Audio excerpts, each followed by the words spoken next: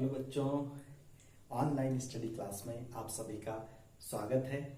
मैं हूं आपका अजय कोटराम। आज मैं ऑनलाइन क्लास के इस सीरीज में कक्षा 9वीं विज्ञान जो परमाणु संरचना चल रहा था उसका आगे का जो है बतलाऊंगा। हमने पिछली वीडियो में जो है इससे पहले का चीजें जो है देख लिया था। हमने देख लिया था कि हमारे आसपास के पदार्थों को का निर्माण कैसे होता है, उससे बनने वाला जो कण है उस कण का इतिहास हमने देख लिया था। कणाद ने उसे कण कहा था। फिर डेमोक्रिट्स को देख लिए थे हमने, उसे एटमॉस कहा। एटमॉस का अर्थ हमने देख लिया था, इसका मतलब कभी ना टूटने वाला। उसके बाद हमने देखा था ल्यूक्रेशियस, इन्होंने उस एटमॉस को जो है एटम कहा। फिर हमने देखा था डाल्टन का जो है परमाणुवाद हमने देख लिया था। फिर डाल्टन के परमाणुवाद के बाद हमने देख लिया था जे थॉमसन का मॉडल। फिर हमने उसके बाद देखा गुणित अनुपात का नियम भी हमने देख लिया था। तो अब और हमने देख लिया था कि इलेक्ट्रॉन प्रोटॉन भी उनके द्रव्यमान और आवेशों पर भी हमने चर्चा किया। फिर हमने पतली स्वर्ण जो रदरफोर्ड का जो मॉडल था हमने उस मॉडल को भी देख लिया था। तो आज हम आपके सामने लेकर आए हैं आपके कक्षा 9वीं का जो 3.2 जिसमें क्या परमाणु अविभाज्य, इस पर हम चर्चा करेंगे। यह कक्षा 9वीं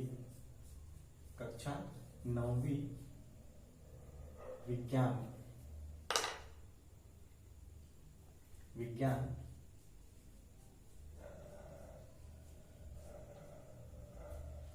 जो है परमाणु संरचना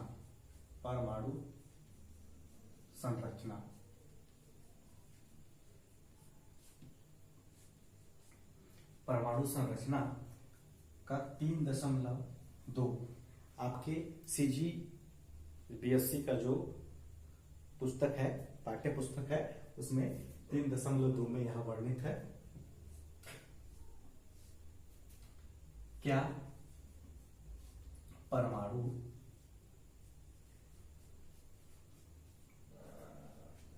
अविभाज्य है?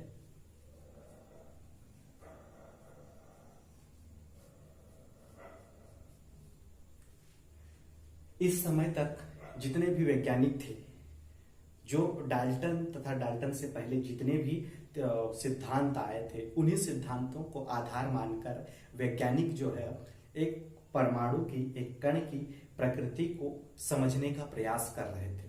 लेकिन साथ ही साथ परमाणु के इस परमाणुवाद थ्योरियों के साथ साथ में कुछ वैज्ञानिक ऐसे भी थे जिन्होंने गैस की चालकता को ध्यान में रखते हुए भी प्रयोग करते जा रहे थे।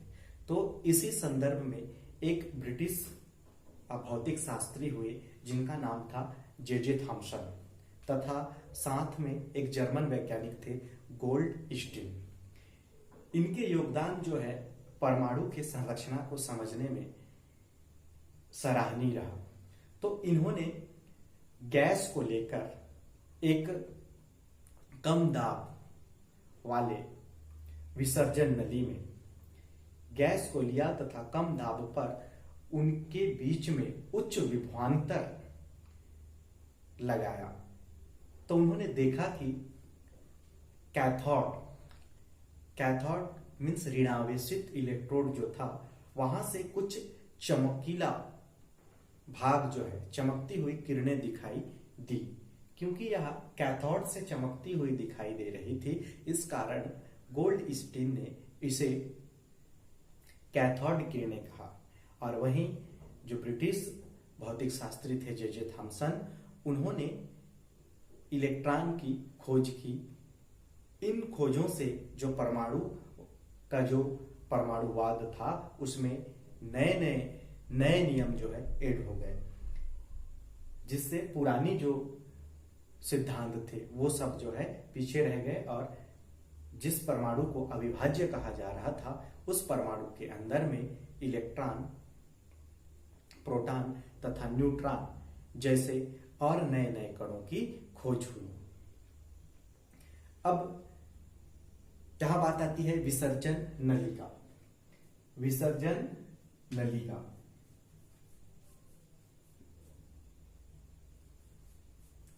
विसर्जन नलिका विसर्जन नलिका जो होती है, विसर्जन नलिका इस तरीके से एक नलिका होती है, यहां से इस साइड ले लो या फिर इस साइड में ले लो, एक पंप लगा होता है जिस पंप को चूसण पंप कहते हैं, चूसण पंप। यहाँ पर एक इलेक्ट्रोड लगा होता है, यहाँ पर भी एक इलेक्ट्रोड। इन दोनों को जो है बैटरी से ऐसे जोड़ देते हैं। अब जोड़ने के पश्चात यहाँ पर उच्च विभवांतर लगाया जाता है। उच्च विभवांतर लगाने पर यहाँ पर गैस भरा हुआ है, कोई सा भी गैस ले सकते हैं। यहाँ पे गैस भरा हुआ है और अंदर का दाब हमने चूसर पंप की सहायता से दाब को हमने कम कर दिया।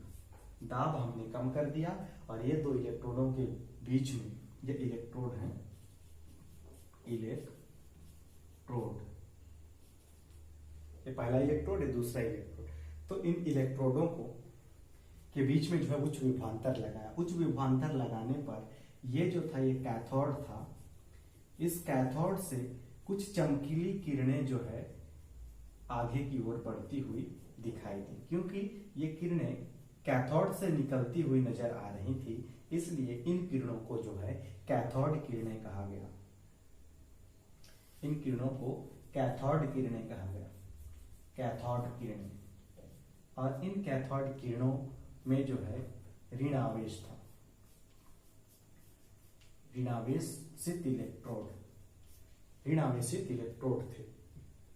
तो इस तरीके से एक नए कण का जो है पता चला। इसके बाद इसकी प्रकृति को देखने के लिए एक वैज्ञानिक हमारे पास और हुए जिनका नाम था शुस्टर। एक वैज्ञानिक हुए जो थे शुस्टर। तो शुस्टर ने एक प्रयोग किया। शुस्टर ने क्या किया कि कैथोड की प्रकृति कैसी है इसको समझाने के लिए इन्होंने एक सोर्स लिया जहां से कैथोड किरणें उत्पन्न हो रही थी। फिर इस तरीके से जो है इन्होंने एनोड सेट किया और यहां पर जो है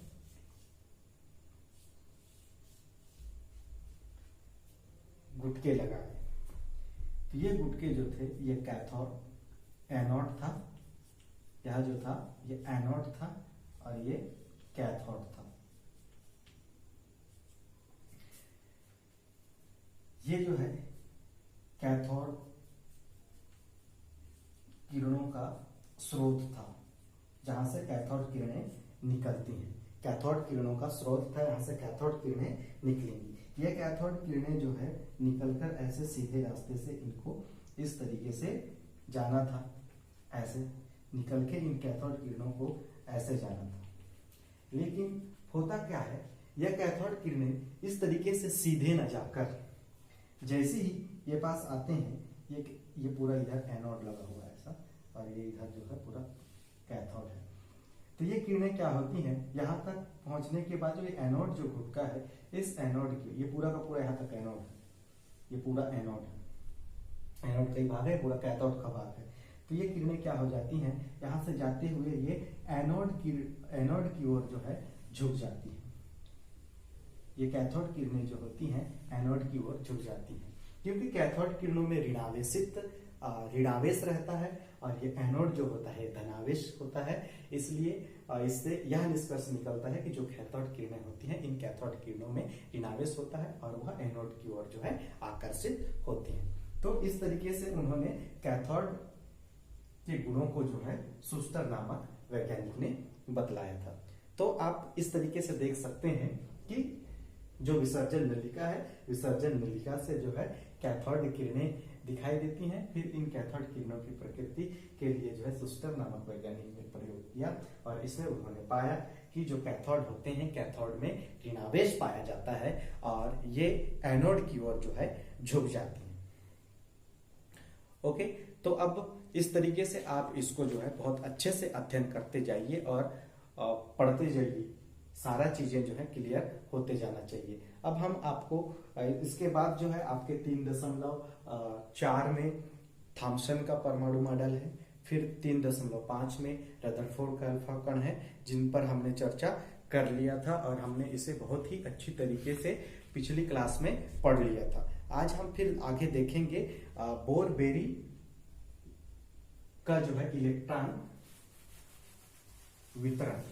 बोर-बेरी का इलेक्ट्रॉन वितरण यह बहुत ही इंपॉर्टेंट चीज है और इसको हम सभी को सीखना है, क्योंकि इलेक्ट्रॉनिक विन्यास आगे की कक्षाओं में निकालना आता है, जिसका शुरुआती जो है आपके कक्षा 9वीं में दिया हुआ है। यदि आप इसको समय रहते अच्छे से सीख लें तो ये आपके लिए बहुत ही अच्छा होगा।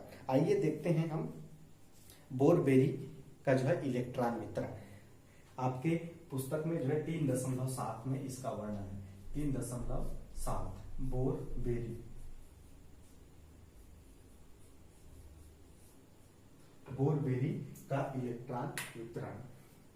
बोर-बेरी नामक वैज्ञानिक ने जो है इलेक्ट्रॉन वितरण, वितरण मतलब इलेक्ट्रॉनों का जो है परमाणु के कक्षा में भरना, किस तरीके से इलेक्ट्रॉन भरे जाते हैं उसका इस पे वर्णन है। तो इसके लिए हम देखते हैं कि सबसे पहले किसी परमाणु के कक्षा में अधिकतम 2n² जो है इलेक्ट्रॉन भरे जा सकते हैं। किसी परमाणु के कक्षा में अधिकतम 2n² इलेक्ट्रॉन भरे जा सकते हैं। इलेक्ट्रॉन भरे जा सकते हैं। ओके, तो ये नाभिक होता है। नाभिक के बाहर पहला कक्षा, नाभिक के बाहर दूसरा कक्षा, तीसरा कक्षा और ऐसे चौथा कक्षा। ये पहला, ये दूसरा, ये तीसरा, ये चौथा। तो n बराबर 1, n बराबर 2, n बराबर 3 और n बराबर 4। तो हम अधिकतम इलेक्ट्रॉन के लिए सूत्र लगा सकते हैं 2n²। ये सूत्र है किसी कक्षा, ये n जो है उस कक्षा की संख्या है। तो आइए देखते हैं पहले कक्षा में कितने इलेक्ट्रॉन भरेंगे, दूसरे कक्षा में कितने इलेक्ट्रॉन भरेंगे, तीसरे कक्षा में कितने इलेक्ट्रॉन भरेंगे और चौथे कक्षा में कितने इलेक्ट्रॉन भरे जाएंगे। तो इस सूत्र में अपन मान रखते हैं n के जगह पर 1 रखते हैं तो क्या हो जाएगा 2 गुणित n के जगह पर 1 वर्ग है तो फिर 1 बराबर कितना हो जाएगा, ये 2। अर्थात पहले कक्षा में जो है कितने इलेक्ट्रॉन भरे जाएंगे, 2 इलेक्ट्रॉन भरे जाएंगे। ओके बच्चों, ध्यान से देखते जाइए, बहुत ही मजेदार है। आप इसको एक बार सीख लिए तो आपको ये पूरे लाइफ टाइम तक याद रह सकता है। दूसरा जो कक्षा है n बराबर 2, तो हम यहाँ पर अगर मान रखें 2 गुणित 2 का वर्ग कितना हो जाएगा, 2 दूनी 4, 4 दूनी 8। अर्थात दूसरा जो कक्षा होता है उस दूसरे कक्षा में इलेक्ट्रॉनों की संख्या कितनी होती है, 8 होती है। तो देख लीजिए यहाँ पर 1 2 3 4 5 6 7 8। ओके, इसको जो है अष्टक नियम कहते हैं। इस तरीके से आप बाकी को भी निकाल सकते हैं, आपको पता चल जाएगा कि कितने कितने इलेक्ट्रॉन जो है पाए जाते हैं। यह आपके लिए बहुत ही जरूरी है। तो हम इसमें देखते हैं कि ये जो सबसे बाहरी कक्षा जो होता है इसे हम संयोजी कक्षा भी कहते हैं। किसी परमाणु का सबसे बाहरी कक्षा जो होती है उसे हम संयोजी कक्षा कहते हैं। संयोजी कक्षा कहते हैं। और इस संयोजी कक्षा में जो इलेक्ट्रॉन उपस्थित होते हैं, यहाँ पे जो इलेक्ट्रॉन होंगे उन इलेक्ट्रॉनों को हम संयोजी इलेक्ट्रॉन कहते हैं। संयोजी इलेक्ट्रॉन। ओके, यहाँ पर जो उपस्थित इलेक्ट्रॉन है उन इलेक्ट्रॉनों को हम क्या कहते हैं, संयोजी इलेक्ट्रॉन। और किसी इस नियम के अनुसार देखें तो किसी परमाणु के आखिरी कक्षा में इलेक्ट्रॉनों की संख्या 8 होनी चाहिए। एक अपवाद है कि ये पहले वाले कक्षा में, पहले ही वाला कक्षा भी प्रारंभिक कक्षा भी हो सकता है, अंतिम भी कक्षा हो सकता है, तो यहाँ पे अधिकतम 2 इलेक्ट्रॉन होते हैं, ये अपवाद है। के में जो है, अच्छा इसका नाम जो है पहले वाले का के, दूसरे वाले का एल, फिर एम, एन, इस तरीके से इन कक्षाओं के नाम भी होते हैं। ओके, अब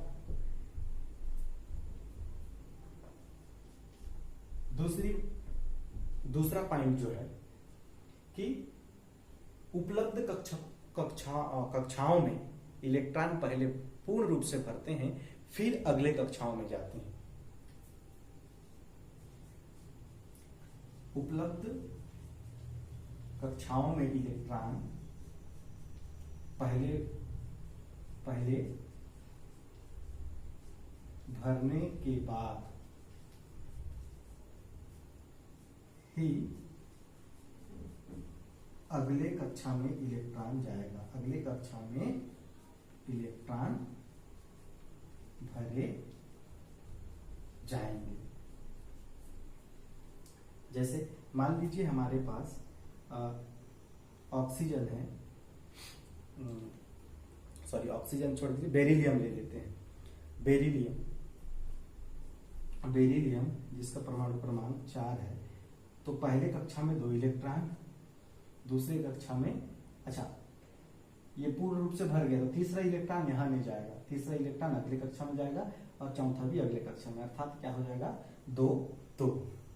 समझ में आ रहा है? इसकी स्थिति ऐसी होगी, ये नाभिक के बाहर ही पहला कक्षा में 2 इलेक्ट्रॉन या पूर्ण रूप से भर दिया, क्योंकि पहले में 2 इलेक्ट्रॉन भरे जाते हैं, फिर तीसरा इलेक्ट्रॉन जो होगा वो अगले में जाएगा, चौथा भी इसी में जाएगा, क्योंकि इसमें कितने भर सकते हैं, अधिकतम 8 भर सकते हैं। तो यहाँ पर 8 तक भरे जाएंगे। ओके, समझ में आ रहा होगा? तो इस तरीके से हम इलेक्ट्रॉनों को जो है आगे भरते जाएंगे। इलेक्ट्रॉन कंटिन्यू जो है हम इस तरीके से भरते जाएंगे। आइए कुछ तत्वों को इलेक्ट्रॉन भरने का जो है देखते हैं, किस तरीके से इलेक्ट्रॉनों का वितरण होगा। आइए इस पे अपन देखते हैं कुछ का। सबसे पहले हाइड्रोजन इसका परमाणु, इसको जो है संकेत होता है हाइड्रोजन 1, इसके पास 1 इलेक्ट्रॉन होता है। तो इसको हम जब भरेंगे तो इस तरीके से होगा, ये नाभिक के बाहर पहला कक्षा और इस पहले कक्षा में 1 इलेक्ट्रॉन। उसके बाद होता है हीलियम इसका संकेत होता है He, यहाँ पे 2 इलेक्ट्रॉन होते हैं। इसका इलेक्ट्रॉनिक विन्यास भरेंगे तो ये नाभिक होगा, नाभिक के बाहर पहला कक्षा में पहला इलेक्ट्रॉन और दूसरा इलेक्ट्रॉन। ये कक्षा जो है भर गया, ये पूर्ण रूप से भर गया, पूर्ण रूप से भरा हुआ। हाइड्रोजन हीलियम के बाद आता है नंबर लिथियम, इसका संकेत होता है Li, इसका परमाणु क्रमांक होता है 3, इसमें 3 इलेक्ट्रॉन पाए जाते हैं। फिर ये नाभिक होता है, नाभिक के बाहर वाले कक्षा में पहला इलेक्ट्रॉन, दूसरा इलेक्ट्रॉन, क्योंकि पूर्ण रूप से भर गया, 1 इलेक्ट्रॉन और बचा है, तो इसके लिए एक कक्षा का और निर्माण करेंगे और यहाँ पर जो है इलेक्ट्रॉन भरे जाएंगे। हाइड्रोजन, हीलियम, लिथियम के बाद बेरिलियम, देख सकते हैं। उसके बाद आता है बोरान, इसका होता है 5 मतलब पहले में 2 और आखिरी में 3। ओके, पहले वाले में 2, आखिरी में 3। इसको भी निकाल सकते हैं 1, इसको निकाल सकते हैं 2, इसको निकाल सकते हैं 2 और 1। ठीक, तो इसको आप देख सकते हैं इस तरीके से, पहले कक्षा में 2 इलेक्ट्रॉन, अगले वाले कक्षा में 3 इलेक्ट्रॉन। इसी तरीके को बाकी को जो है आप कंटिन्यू निकाल सकते हैं। बेरिलियम का, बोरान का, कार्बन का 6, नाइट्रोजन का 7, इसको आप बनाएंगे नाइट्रोजन का 7, ऑक्सीजन का 8, फिर जो नियान है, फ्लोरीन, फ्लोरीन का 9, नियान का 10।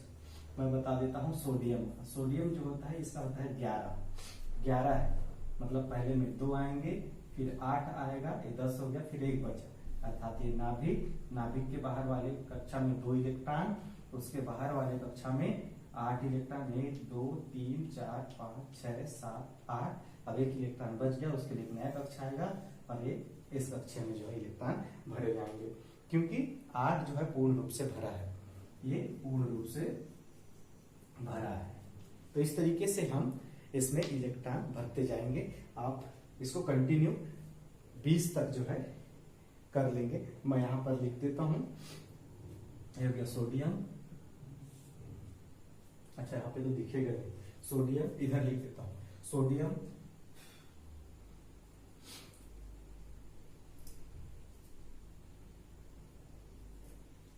आप कंटिन्यू जो है आप आगे तक इसको आपको कंप्लीट करना है। होमवर्क के रूप में आप इसको ले लीजिए और कंप्लीट कर लेंगे। ओके, कहाँ पहुंचा? नियान, सोडियम, फिर पोटेशियम, कैल्शियम, स्कैंडियम, और ठीक है, इस तरीके से आप इसको प्रैक्टिस अच्छे से कर सकते हैं और यह जो है उपयोगी है, आप सभी को इसको करना है। अच्छा, मुझे देना है ये 12 magnesium, 13 aluminium, silicon 14, phosphorus 15, sulphur 16, chlorine 17, argon 18, potassium 19 और कैल्शियम 20। इन सबका जो है आप इसी तरीके से इलेक्ट्रॉन वितरण निकालेंगे। इलेक्ट्रॉन वितरण, इसी को ही इलेक्ट्रॉनिक विन्यास भी कहा जाता है, इलेक्ट्रॉन वितरण। तो आशा करता हूं आप इस नियम का पालन करते हुए कंटिन्यू बाकी सभी का जो है निकाल लीजिए। मैंने यहाँ पे निकाल के बताया है हाइड्रोजन, हीलियम, लिथियम का, बेरिलियम का, बोरान का, कार्बन का आपको निकालना है, नाइट्रोजन का निकालना है, ऑक्सीजन का निकालना है, अब फ्लोरीन का, नियान का, सोडियम का मैंने निकाल दिया है। इसी तरीके से आपको मैग्नीशियम का देखना है, एल्यूमिनियम का, सिलिकॉन का,